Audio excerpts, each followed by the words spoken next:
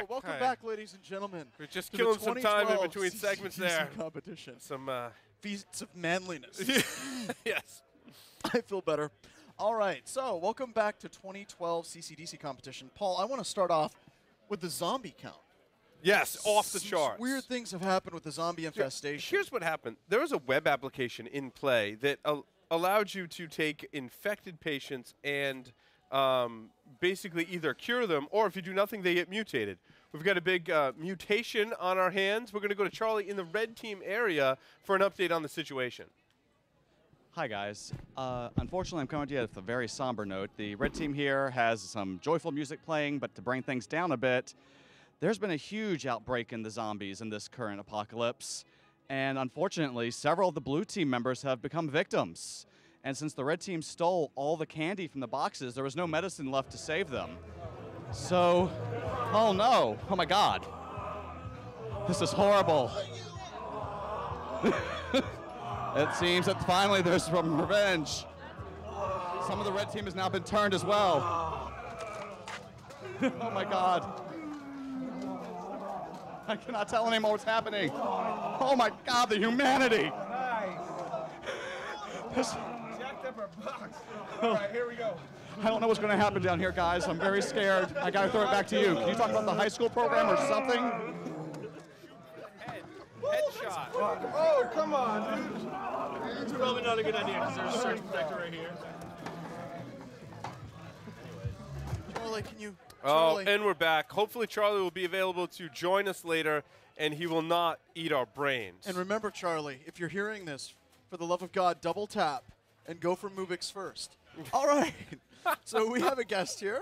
Katiana, how are you doing? Good, how are you? Doing very, very well. So you're red team or blue team? I am blue team. You're definitely blue team. Okay, Yes. we always got to ask that. It's Pirates versus Ninja. That's right. We do. That's Now, right. you're not really on a team here today. You're here with a different group. Who are you here with? I've been here just for the high school, just to come and I've registered and then just looked around at all the different lectures and looked at the convention. So what lectures did you go to? I saw the Defense Against the Dark Arts and the Smartphone Insecurities. So which one scared you the most? The Smartphones Insecurities. Why exactly did the smartphones and securities? Because they showed all of the different hacking things and all the ways that the applications can steal your information. So the entire time that we were going through it, I was looking at what preferences and what things that the apps can use from the phone. Very so. cool.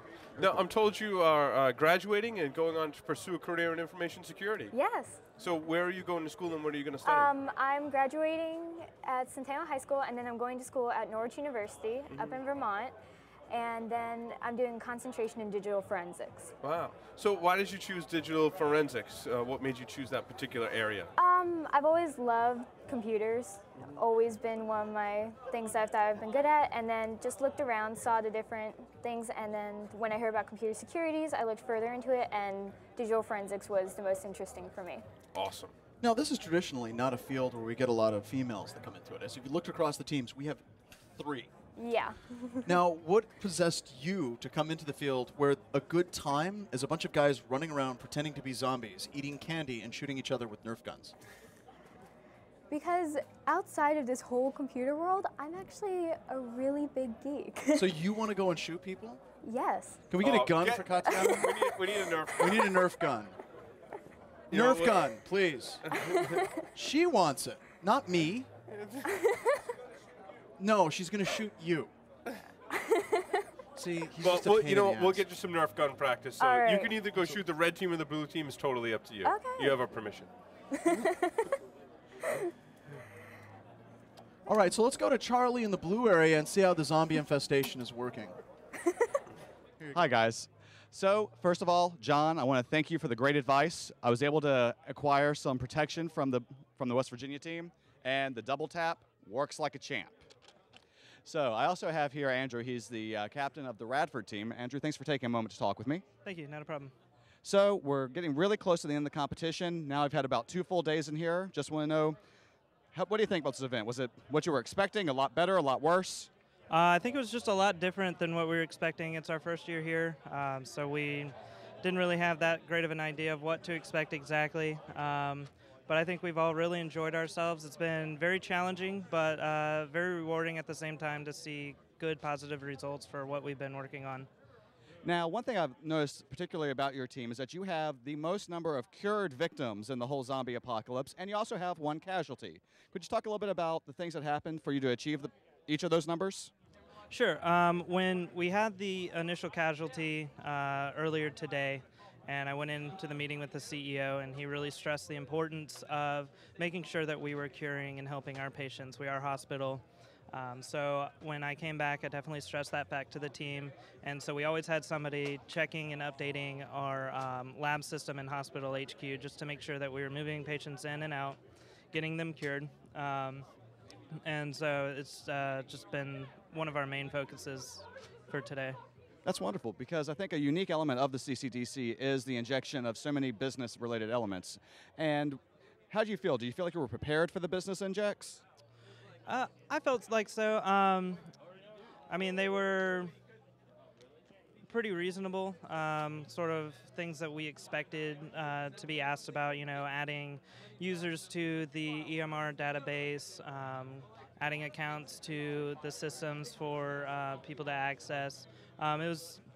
We felt pretty prepared for it. So.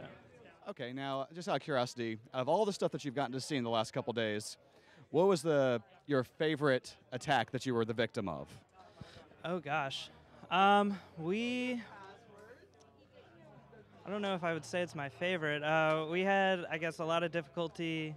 Well, no, one of our favorites. We found this random red cord that was hanging out of our system when we came in this morning. We were really close to getting somebody arrested. They followed. We filled out the incident report, and the incident guys, they followed the cord all the way back to the red team zone. But unfortunately, it wasn't plugged into anything, so they couldn't arrest anybody for it. But we saw it and we were like, hey, that wasn't there this morning or yesterday, so we unplugged it right away. So. Excellent. Well, I just want to thank you. I know you got a lot to do in the last hour of the event, so best of luck, and we wish for the best for you. Thank you. All right, back up to you guys. Thanks, Charlie. So we're back here, and just wanted to recap a couple of things. We're getting ready to almost wind down the competition. And, these teams worked really hard to get here. It'll be interesting to see who is going to win this competition. Now, the winner of this competition goes off to the Nationals in San Antonio, Texas. Absolutely. And how did they get to this level of the competition? There are some pre-qualifying rounds. Essentially, you need a program at your local college or university. You enter the qualifying rounds, and then qualifying teams are chosen. They compete here. The winners of all 10 regions go to the national CCDC competition and compete, and then they choose a winner at the Nationals, of which I'm told the most prestigious prize that they get is job offers. So. No, that's great, and a number of those teams do actually get placed. Now, yeah, I mean, if you play as a team 3 different times, as we just described, and you come out on top, that's a big deal. It's a big deal. That's a big deal. It is absolutely a big deal. Now, a couple of other interesting things. Talking about getting here and what it takes to get to the next level. One of the things that Tim, one of the guys with Eyesight, has been really big on is the importance of business injects. Yes. And how if we look at the scores, and we kind of know what the scores are, but we're not allowed to talk to them because we're getting so close to the end, a lot of the teams here have ignored the business injects. They will not be moving on. No. They will not be moving on to the next level. And if you remember, once they get to Nationals, traditionally, Nationals is just a tremendous amount of business injects. Yeah. Something like every 20 or 30 minutes or so, another business inject occurs. And I think that that's really indicative of what we see on a day-to-day basis. So while you were working at Ocean and at Brown University, you got a chance to look at the injects, things like installing tripwire, things like adding new users, removing users, trying to identify compromised accounts. Is that kind of what you saw in your day-to-day operations? I think that I saw a lot of different things that are represented here in the competition, not just any one particular thing or one particular inject. It's about being well-rounded, right? So you have to deal with the injects. You have to deal with, while you're dealing with a computer incident, someone coming to you and saying, hey, I need you to print me off this report. And I'm like, well, I'm dealing with an incident. Well, that doesn't matter. I still need this report. Also, I'm dealing with, well, how do I determine how these systems were compromised and how do I get the attackers off of them, right? Then on top of that, the third component, how do I keep these systems up? How do I make sure they're not compromised again? How do I keep all the services running? And this competition represents all of those 3 different areas. It's the things you deal with in real life, it's dealing with the compromises, and it's dealing with keeping your systems up and running. They're all equally as important, and I think the team that did that the best will come out on top. And I also think that another huge thing that we've learned today, those 3 components are definitely in play, but something that we learned today is that the skills of being able to communicate, especially effectively with executives, being able to communicate with other IT personnel on your own team is absolutely essential moving forward. And this is going to be something that's going to be a hard knock lesson for many of these teams to learn, because I had to learn it the hard way, you had to learn it the hard way. And I think that when looking at that, I believe strongly that the lesson that I've learned, lesson that everyone should have learned, is I think you don't write your memo to the CEO on a napkin. Yes, this is true. The other thing that I learned in closing here as we go out is that John Strand doesn't need music to dance. No, there's actually music over there. Oh, okay. And that concludes this segment. We'll come back just before the top of the hour to give everyone an insight as to how the competition is going to close. Tim Rosenberg will take us out, so come back and see us at about 5 of. Thank you very much.